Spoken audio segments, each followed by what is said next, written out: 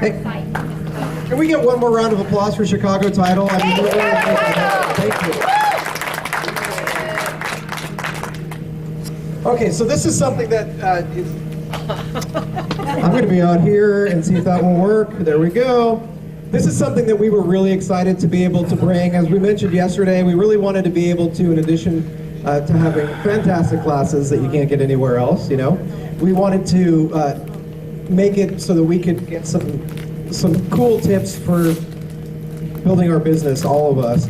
And so we asked 3 of our friends that we thought were in a unique position to give us some good advice to participate in a panel. I sent them some questions in advance so they could have a chance to think about it a little bit, and then if we have some time, we'll do additional questions. But I wanted to introduce them to you. First, Sally Littacode is here. She's a designated broker for Peak Performance, right? Peak Performance Real Estate. And so El Mirage, I know you're in the West Valley. Where is El Mirage? Most people know Surprise. Okay, We're Surprise. right on the border. Right on the border of Surprise, okay. So when we did the little walk around thing yesterday, if you didn't meet somebody in that area and you're looking for, you know, referral opportunities in that area, Sally is your gal. Next up from Lake Havasu, we have Jim Durham. He's the managing broker for Coldwell Banker Residential Brokerage. And finally, all the way from Flagstaff, the delegated associated broker for Realty Executives, Flagstaff, Mr. Gary Nelson. So we're going to get right into it. And by the way, we really appreciate you guys coming and doing this for us. And I know you traveled a great way to do it, so we're very pleased to have you here. Thank you. So right out of the gate, we thought, well, what is one thing that all success, by the way, what we're asking for is from their observation, overseeing agents over the years, what's your perspective on what makes agents do a great job? So the first question being, one thing that all successful agents do. And we'll start with Sally. He says over the year, but we just opened December 6th last year, so over the years, over last the year, years, this it's year. over the year. I really put some thought into this, and there was really a couple things that came up. The first thing that came to mind is marketing themselves, because so many that I have seen just, they go get their education, they get their license, and then they think business is just going to knock on their door. So I think that's a huge thing, is just to be out there, meeting people, and letting people know what you do. And then just to kind of tag on that is to just display that confidence that you do know what you're doing. You know more than your clients do because you've been to real estate school and just from there, but you got to take that confidence with you forward. Okay, so on what you said there at the end on agents just out of real estate school, and they're looking to show their confidence in what they do, but they maybe don't have the experience yet. Where do they get that confidence from? Well, I think a lot of that is they just need to rely that they've got a team, whether it's them working with their broker, working with their lenders, home inspectors, you know, and even, it doesn't have to be just them. They can always get help for those questions. My husband was telling one of our agents the other day that he even does this. He's like, you know what, that's a really good question. Let me get back to you on that. Or let me check some things out. They've updated some of the rules and some of the things. Let me get back with you. Because then it also seems like they're going to go do the research. They're going to figure out what the right thing is and what's updated for the times and get that information back. And you can take your confidence through that. Okay, right on. Thank you. Jim, do you have anything to add to that, either on her comments or your own idea that all successful agents do? Well, I think most of them take the job seriously. You know, first of all, it's not, a lot of people get the license and they're believing that, you know, gee, I could be my own boss, I could work whenever I want. And the most successful people probably work at least 50 to 60 hours a week, you know, and they're well educated. You know, they know what's going on. They need to be the source of information, not Zillow, things like that. By the way, if anybody has any questions for them as we go along, just raise your hand or shout out and I'll come find you. Mandy, you have a question? I have a question. Well, he brought up a great point. Sorry. You brought up a great point, and it's being the source of education. How do you get your agents to embrace things like Zillow and Trulia that are not going away, that we can overcome the obstacles, but yet really use those as great lead generation, but stay educated? I mean, how do you get your agents there? Well, first of all, if you go back to Sally's point about marketing themselves, marketing gives you the opportunity to do this. Then you have to build that relationship. And that relationship has to be trust and knowledge, and once you get that, they're going to come to you instead of just Googling something or getting online, because everybody else can do that. But if I trust Sally, I believe her, she's earned my trust. And that's what builds relationships and builds business. Fantastic. Gary, what do you think? For me, it's communication. And what I mean by that is agents that are successful, they take the time to communicate effectively, well, not necessarily effectively, but quickly, back and forth to a lead, almost instantaneously get back to a lead. Agents that I know that are very successful spend evening hours at the office, emailing back and forth, answering emails that they couldn't get to earlier in the day, and I think that's the most successful agents that I've ever seen. They have a tenacity about them that they'll constantly communicate back and forth with their clients, and very, very quickly. Let me ask you, I know we had the Here Direct panel in Scottsdale, I think it was last month. Right. Yeah. And for those of you who are not familiar, Here Direct is a program where buyers and sellers that were in the market immediately, like in the last year or so, let's say, in the given area, are brought in as a panel. So people who bought and sold real estate in Arizona, like recently, were put on a panel, and Gary participated in that, and they were asked directly their opinions about the process and of buying and selling. And every single one of them talked about communication. Every buyer and every seller talked about communication. So would you just kind of share overall what they were saying about communication? There were a few of the buyers especially, the sellers also, but the buyers especially had jumped from agent to agent to agent with it. And the reason for it is because the agents didn't respond quickly back and communicate in the way that they were looking for them to communicate. So some buyers don't want to do texting, don't want to do email, they want either face-to-face or phone calls. But then the younger you get, obviously, they get down into wanting to text only and really don't check their email that often. So I think effective communication back and forth in the manner in which your client wants you to communicate, I think was very important, and that was really brought out in that panel. To the point where they really, it didn't seem like they got the most knowledgeable agent, they just got the most responsive agent, which is a little disheartening, but that was the truth of that panel, I think. So the takeaway would be the speed of response time and the method that they want, not the method that we want, mostly, right? To sum it up? Yeah, I believe so. And yeah. I think even when I started in this business, and you guys probably all know agents that are so tenacious that they just won't let a deal die, or they won't let a lead go away. And that tenacity and being able to communicate back and forth, I think makes for some really good production, I think. Excellent. Does anybody have any questions for the panelists on that topic of what all successful agents do? Yeah, Sandy, please. Well, I've been in real estate for 30 years, can you hear me? As an agent and then a broker and so on.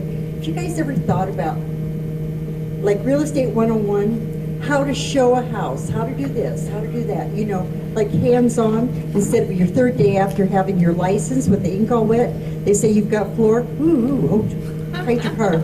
I mean, have you ever thought about that? I think that would be so important. That's funny, because that's one thing that my husband Mike and I own the brokerage together, and that's one thing that we have done with our agents is, especially when they're brand new, like just got my license a month ago even, and we will, if we've got a transaction that we can have them take one of our clients, or we help them if they find one, so much that we're showing houses with them, we're sitting down, writing that contract together, not, hey, go figure it out and email it to me and then I'll let you know, or just go take a contract class, because we all know how well that helps with actually the practical application of writing a contract. So much that I even went to the home inspection and the closing table with them, because I feel that it takes a little bit more time, but in the end, they feel more confident on the next transaction that if they still want me to go along, we'll do a little bit less, but then by the third, they're feeling like, hey, I can do this, I know what I'm doing. Okay, let's shift gears a little bit. What was your biggest nightmare this year?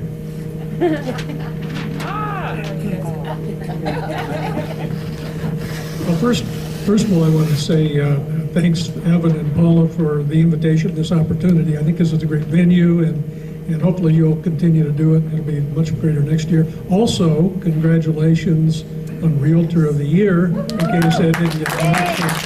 Anyway, well deserved on that. So my biggest nightmare this year was mold. We had a nice monsoon, and we have a property management division, and we were faced with a lot of water and a lot of mold. And so a lot of the agents not knowing exactly how to handle that you got to be real careful. I mean, we have more attorneys in the state of Arizona now than we used to. That's not a bad thing,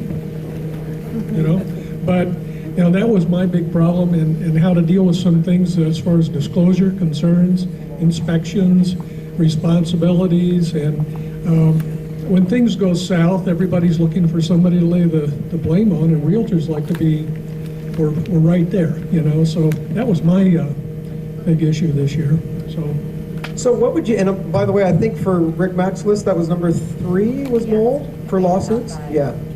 So what would you say to an agent in the room that maybe doesn't know of what, how to handle that, or it's not addressed in their broker's policies, or, what can I do as an agent to cover myself leaving here today and not be on that list? Well, I would say, even though inspections are optional, I would suggest that people get an inspection, and I would have them almost sign a release of liability or something if they didn't want to get an inspection. But I think you pegged it earlier as just ask your broker. So. Okay, so go back and talk to your broker. No, that's fair. That's fair. Mike. What do you do after the inspector determines there is mold? There's certified inspectors that deal with remediation and recommendations, and I think state has a list of inspectors that are doing that. And I always say consult a professional, and we realtors are professionals. We're not experts at mold.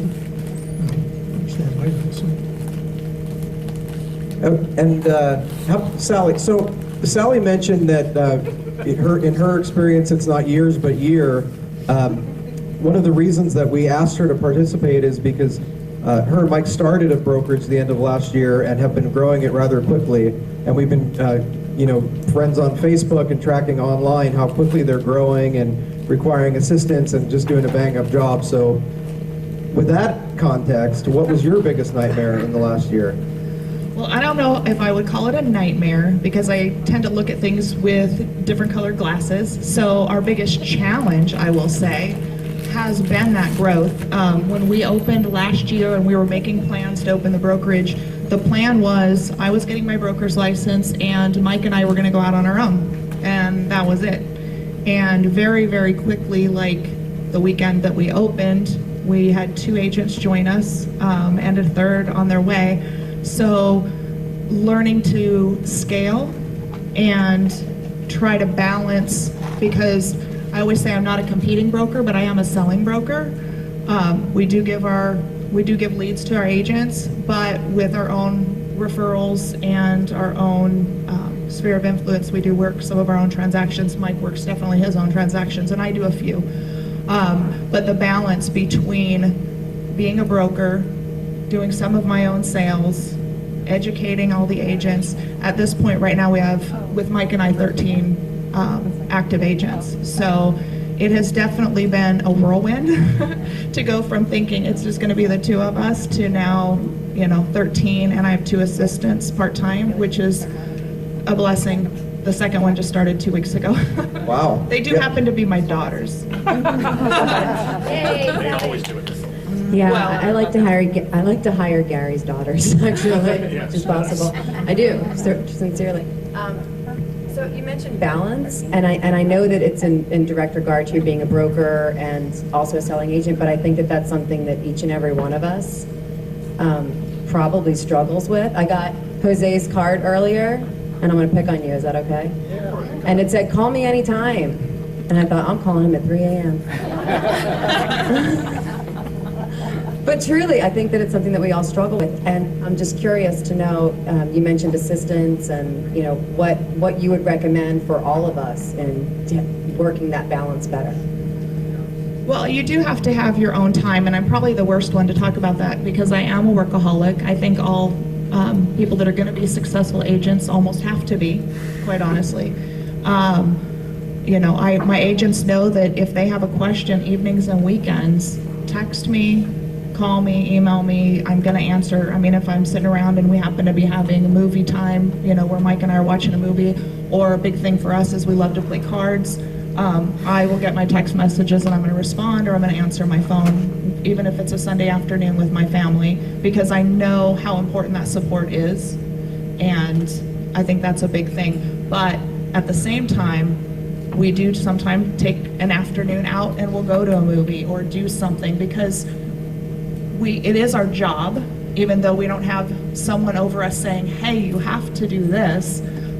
We can customize our hours to make sure that we do get some of the important things in, and that's family time or whatever it is important to each individual person. Great. Very good. Gary, how about you?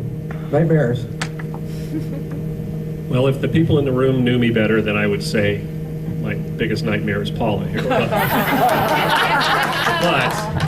you guys, I got an obligatory laugh out of that. Our biggest nightmare this last year in 2014, I would have answered this completely different before 3 months ago, but was negative publicity on social networks on one transaction. And so we dealt with that. It took us about 2 months to deal with it, but what it was wow. We had a listing, and an angry buyer felt that the seller didn't disclose some damage, and it was a second home, and the seller had no idea that there was some water damage. But once they went through the inspection, they decided to cancel the contract, which they did. However, rather than being nice about it, they sent a demand letter or email through their agent that basically said, if you don't give us our money back for our inspection, we're going to sue you.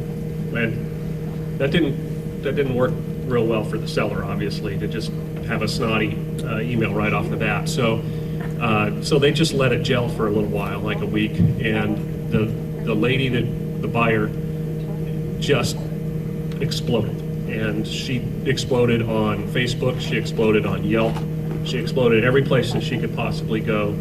But she didn't talk about the seller, she talked about our office. Wow. And so it took us a while to fight that, but we won.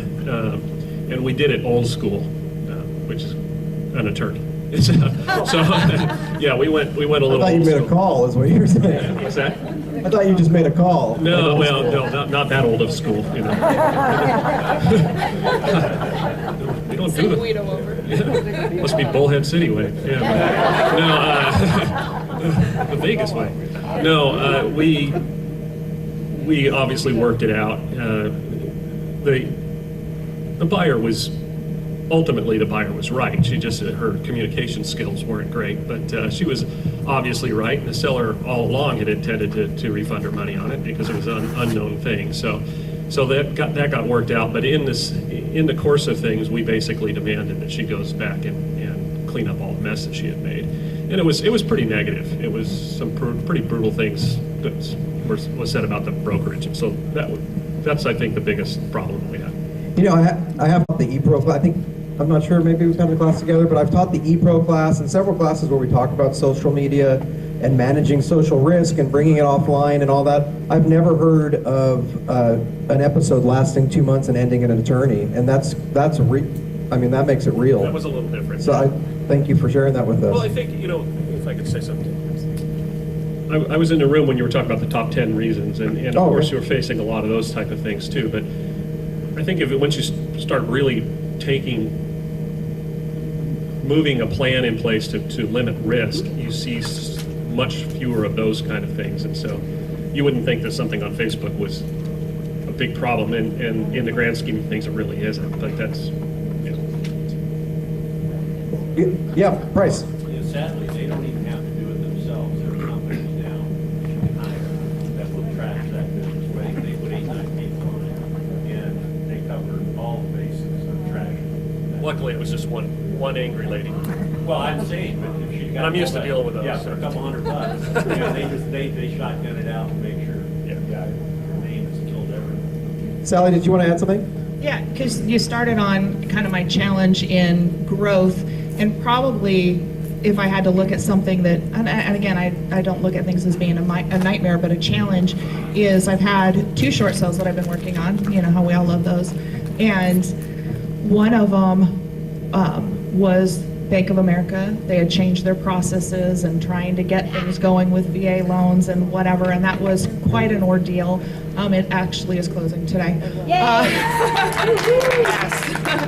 The other one is with Aquin and their processes and Hubzu.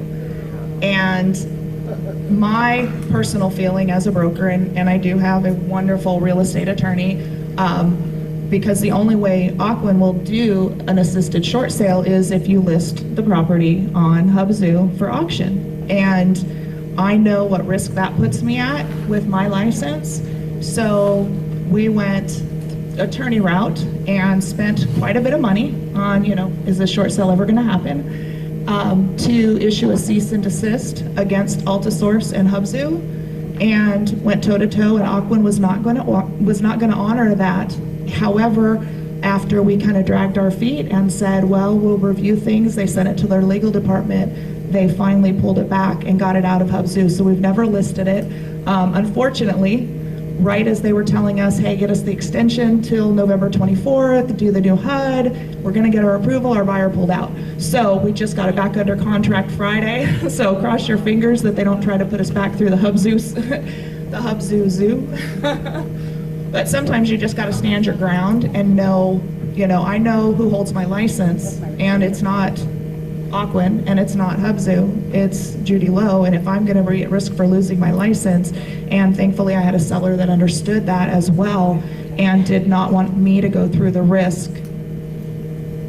Well, that's really interesting to me as I think about the foreclosure market that we went through over the last several years, and how many REO brokers were strong-armed by banks into similar situations, doing things that probably threatened their license, and made different business decisions, and the jury's still out on where that will go. So thanks for providing the other point of view.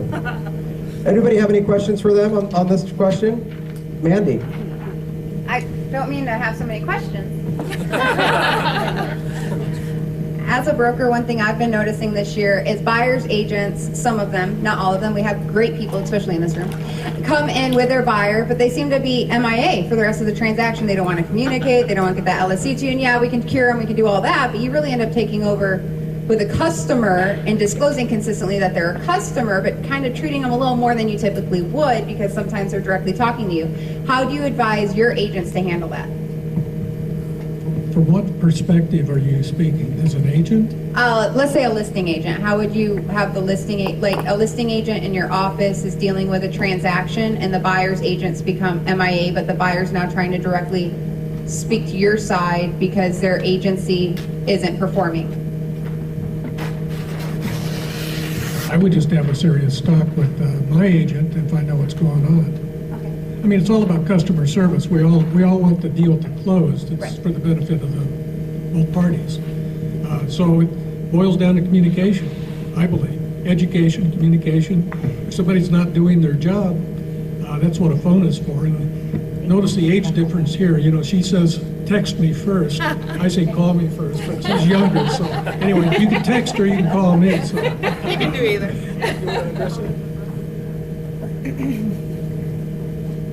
We face that in Flagstaff a bit, but it's typically second home.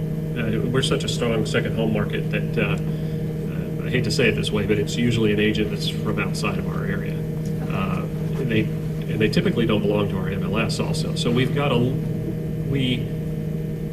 are a little lucky in that we can cooperate, but we don't necessarily have to compensate.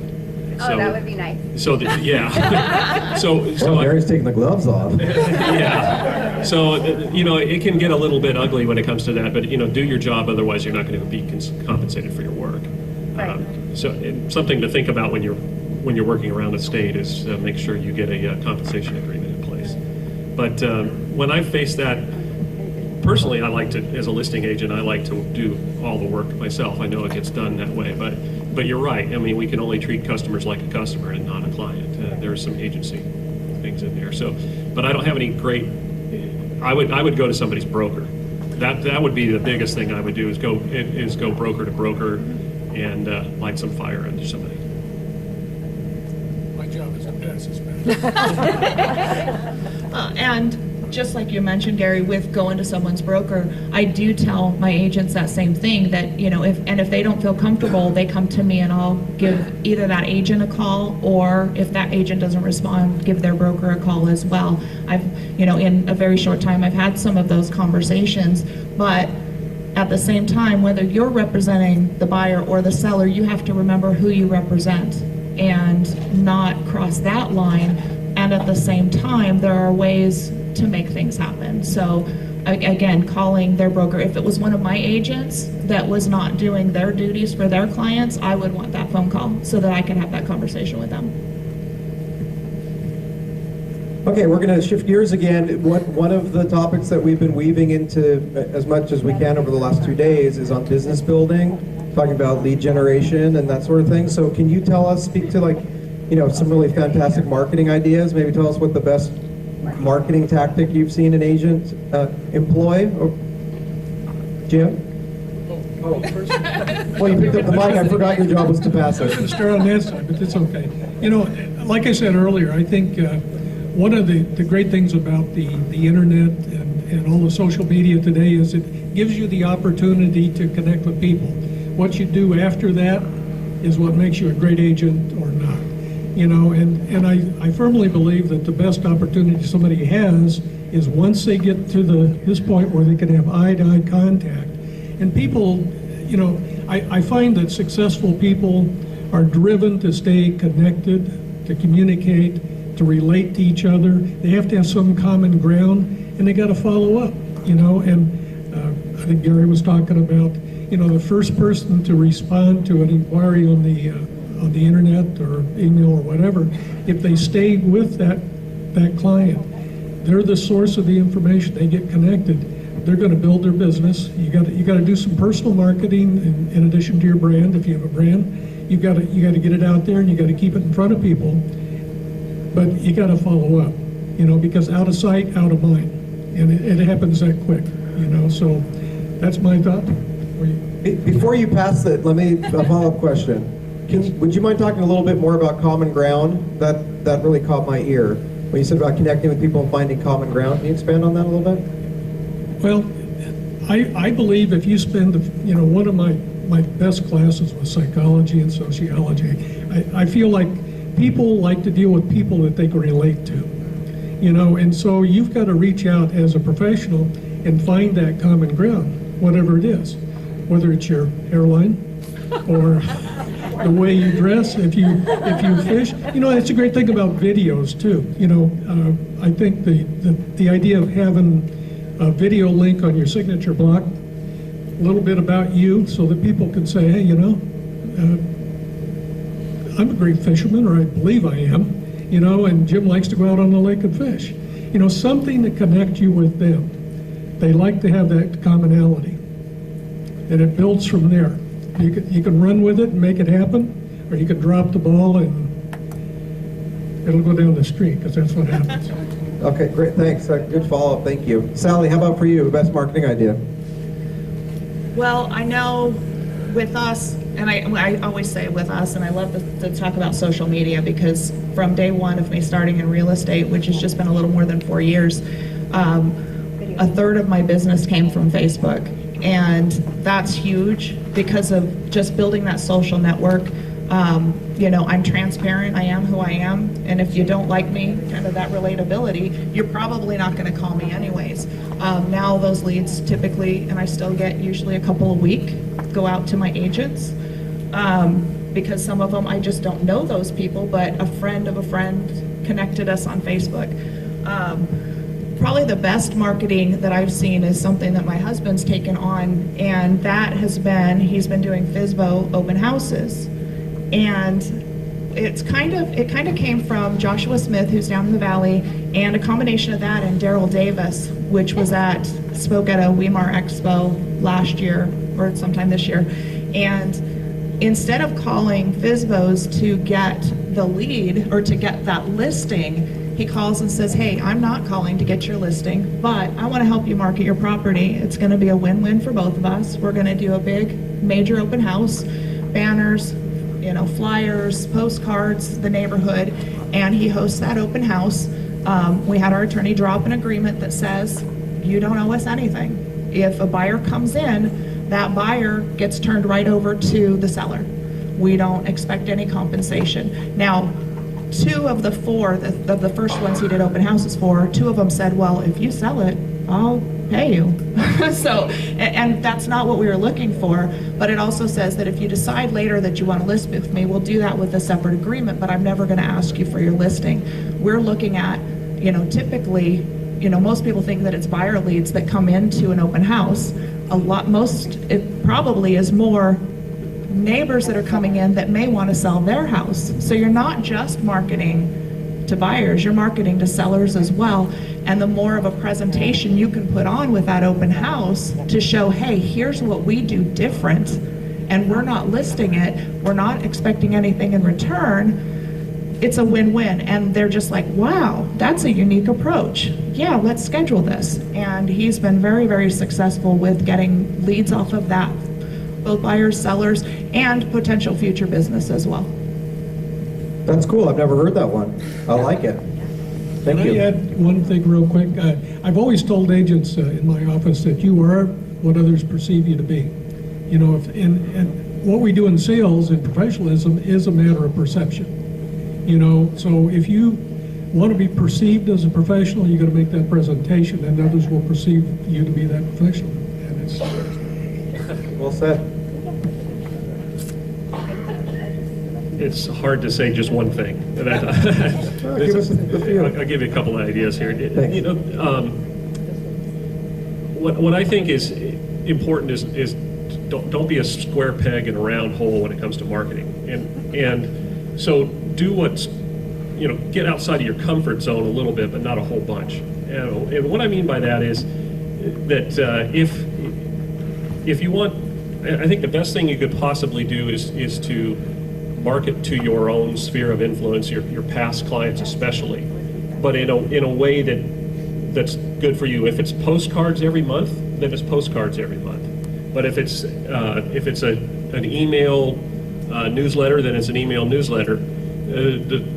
Something to jump to mind for me is Nick Bastian with what he does. If you want to write something down, a really cool blog called reLife.com. It's out of the Tempe area, and he has a blog that he does in conjunction with the light rail down in the valley, and it's brilliant. He's got a lot of followers on reLife.com, and he's got on his blog, a website, he's got little links to individual neighborhood tours, so they're already pre-built it comes off the Flex system, and I thought that was brilliant. But for me, it's always doing what I'm comfortable with,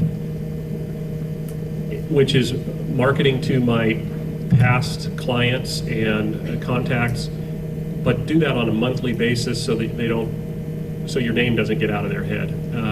I think one of the biggest mistakes we can make is to lose contact with people that we've worked with in the past, so they don't remember us anymore.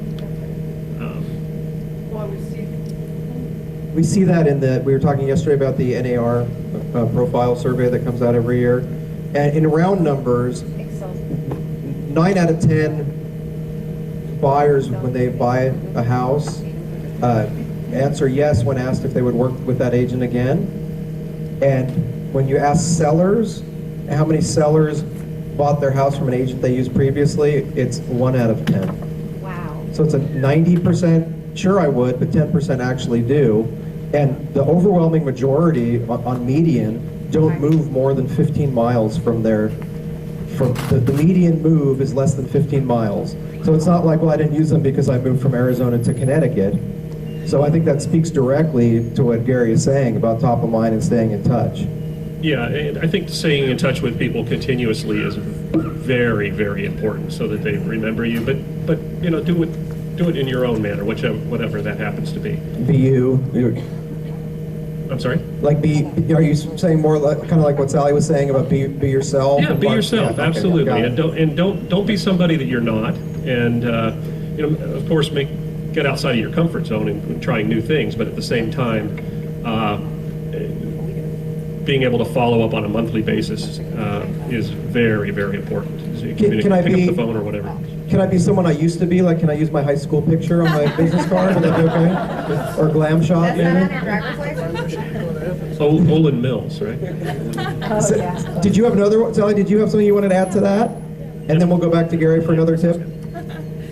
Well, and I think that's where social media and Facebook has been so big for us. You know, when we have a client, and I always say we because Mike and I work so much as a team, but when we have a client, we connect with them on Facebook, and so now they do see us over and over. The referrals come. Both of us have our names set up. I thought it was funny because Gary and I had met, I think we figured out it was spring conference in Prescott, and he's like, yeah, we're friends on Facebook. It says Sally Liticote Realtor. So when I post things or like my friends' comments, they don't forget I'm in real estate because that's what they see. But it's not, I never post, hey, who wants to buy or sell a home? Who wants to do this? It's, you know, had a great day today, got to show a few houses and got to hand a new home buyer keys. Because it's that little subtle reminder and that transparency. You know, I used to post a whole lot more than I do now because this last year, like I said, it's been a whirlwind. And it was always about, you know, showed 5 houses to one client, had lunch, and then went and met with another. And it was always about the activity, never about drumming up business. And we all know that busy people get things done. And when other people know that you're a busy person, they know you're going to get the job done for them too, and they start seeking you out. Well, I hope everybody is taking that message to heart because, I mean, I know Mike and Sally, but I don't know how many actual words we've exchanged in person. I've been in the room with them a few times, we've had a few conversations, but when we were trying to put the panel together, I knew their story. We talk all the time on Facebook, but if they were talking about the things that they were talking about in a yay me kind of way, that would have been a major turnoff, and it wouldn't have even, you know, that would have been on my list of let's not talk to these people. So I feel like I know, no, seriously, believe me. So I feel like that you talk what you're walking here, and it's effective. Yeah. Or you walk what you're talking is maybe what you do. And I talk and walk at the same time. Wow. Wow. Okay, Gary, you got another one on marketing. But I have seen some pretty cool things recently. Okay. So, I just got back from the NAR convention. Who else went? NAR convention? Just the 3 of us. Anybody else? Next year, San Diego. Yeah, next year. We can drive there next year, right? Video is, I'm just really interested in video right now, and some really great things that agents are doing in embedding it into emails, doing neighborhood tours, just a conversation about a neighborhood and putting it on a blog site or a website. We're doing that in our office, and each of our agents is taking a neighborhood and talking about that neighborhood a little bit, which is pretty cool. But I did see a couple of really neat things, high-end, ultra high-end movies where they do a 5-minute movie about the house, and it goes all the way around the house. A couple of things if you want to see it. Filmhouse.com They're doing, it costs about $12,000 to produce this video, but it's for ultra high-end properties, you know, $15 million properties, whatever. But then also doing your own video. A program I thought was really cool is called Flip Builder. It's a digital magazine where you can, and it's free. You just get onto Flip Builder and you can build a digital magazine and then host it somewhere, and it's a magazine on your listings. Video capture. Some of you are probably using Jing.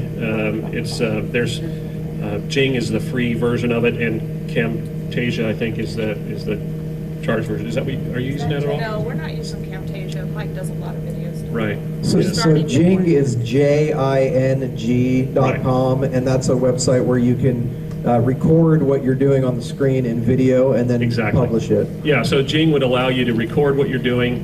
You can do a voiceover on it, and so you can have demonstration videos on the contract or whatever you happen to be doing.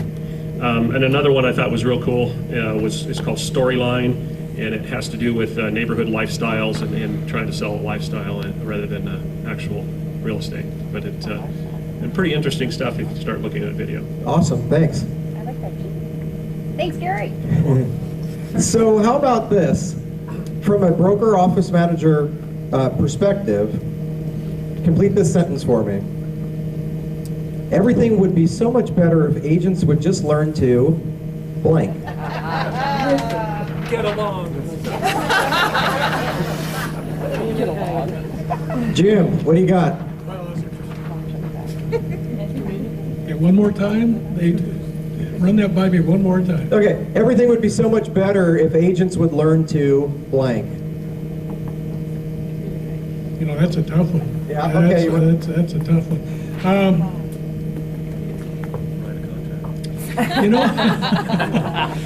You know, I think if they could just roll along and understand that there's certain things that are beyond their control and to accept things that they would rather not accept sometimes. I mean, you know, you got to deal with rejection. You know, I mean, I've seen some agents just get totally devastated because something didn't go their way, and I'm going, really? You know, I mean, you chose real estate, and you know, this is something you got to deal with. I mean, you can't be all things to all people. You just want to do the best you can do. So, being more accepting of circumstances that they can't control, and just anything they can do to benefit their client. Okay, so let me drill down a little bit on that one, because this is what I'm thinking of. It's our job as we know the client's going to be emotional or tend to be emotional if something goes wrong, because it really affects them at home, pardon the pun, right? But it's our job to not be emotional. Would you agree? Correct. Okay, so if you're faced with a circumstance like that where this is really a devastating blow to you, and you have to be the professional and help the client through the emotion, can you speak to that a little bit? Yeah, I think the thing is that they just have to understand that you're the person in the middle. I mean, you've got the buyer and the seller, and there's a lot of emotions involved in that. And the best thing that they could do is be unemotional. I mean, the best thing they can do for their clients is just to keep it on the table. Don't let emotions sway you into making a bad decision, doing something wrong. You know, and just step back. You know, sometimes the best decision you make is one that you don't make. You know, so breathe. Right?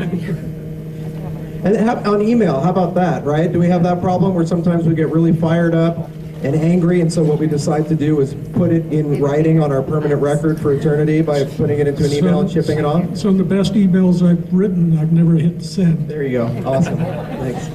Gary, how about for you? Everything would be better, so much better, if agents would only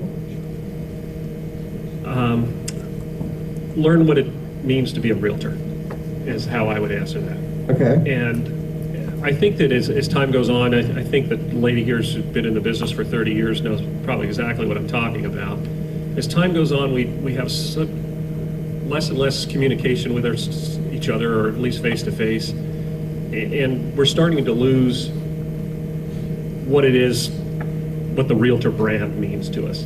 There's so many agents that they belong to their local association, the state association, and national association, just to have access to the MLS. And we're so much more than that.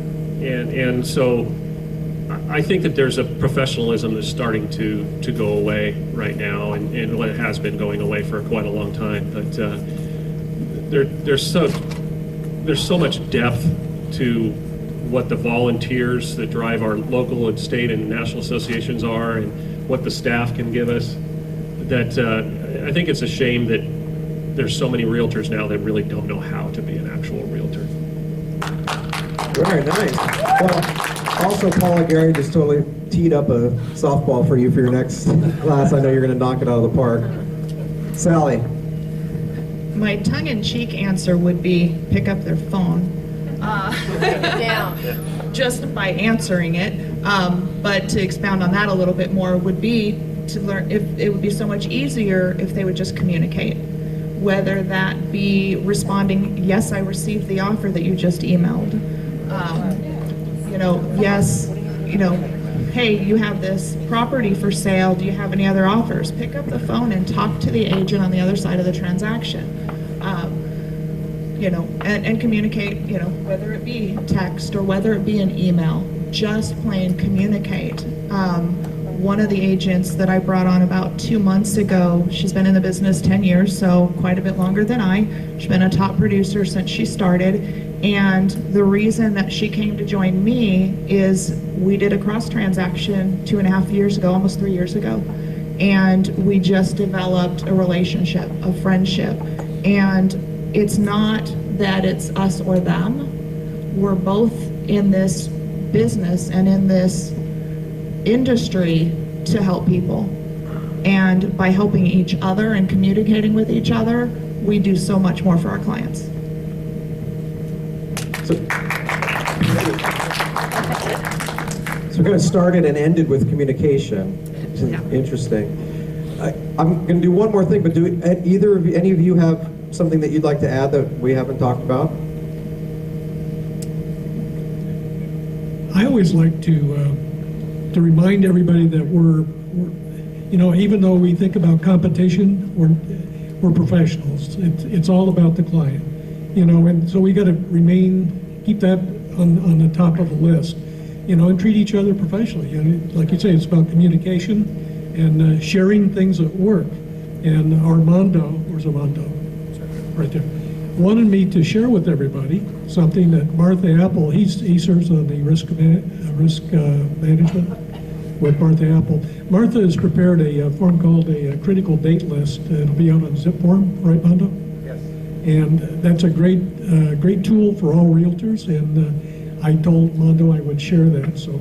Oh, right on. So for those of you who don't know, Martha Apple is the designated broker for Coldwell Banker Residential Brokerage across the whole state. And she's been serving on the Risk Management Committee forever, and is extremely generous with this guy. The market is cyclical? Market condition advisory is something that came from Martha that they were using in their company after having some experiences with people complaining about the change in market. And she said, hey, this is a thing, and she just gave it to us to share with the state. So I'm sure that the critical date list will be spot on. And I'd like to add too, we talked about sharing, and I'm glad you brought that up, because I think that is a big thing. So many people, agents in this business think, oh, you know what, I've got this great idea, I've got to keep it to myself, I can't let anybody else learn about this and try it because they're going to take my business away. And I think when people look at things that way, you're thinking more in a scarcity mentality versus abundance, and there's enough business to go around. I never have a problem in sharing. I've had brokers across the valley call me and say, hey, I'm thinking about bringing some agents on, haven't done that before, what do you do with your pay plans? I'm like, I'll shoot you a copy. It doesn't have to be secret. You can actually share with people, and it's okay. People always say, I'm in the process of getting my CRS this year, and getting, thank you. Yeah, I'm going to San Diego to visit my daughter and take a class. Any excuse to travel. It's a write-off. Exactly. Well, and I've always heard, go out of town and take your classes because of the networking and everything else. And that's fantastic. And they say people, when you're traveling, they don't mind sharing with you because you're not competing with them. Well, learn to share with the people that you work with on a day-to-day basis. It's okay. There is enough business to go around. The people that are going to work with me come to me because they know and they like and they trust me. And the same is for the people that are going to go to you. If they're going to work with you, they're going to work with you regardless of who I am. Okay, I think that's a great place to end it. I really appreciate that sentiment, and thank you all so much for coming and sharing in that spirit with all of us. That was fantastic. Thank you. So we'll take about a 10-minute break, come back and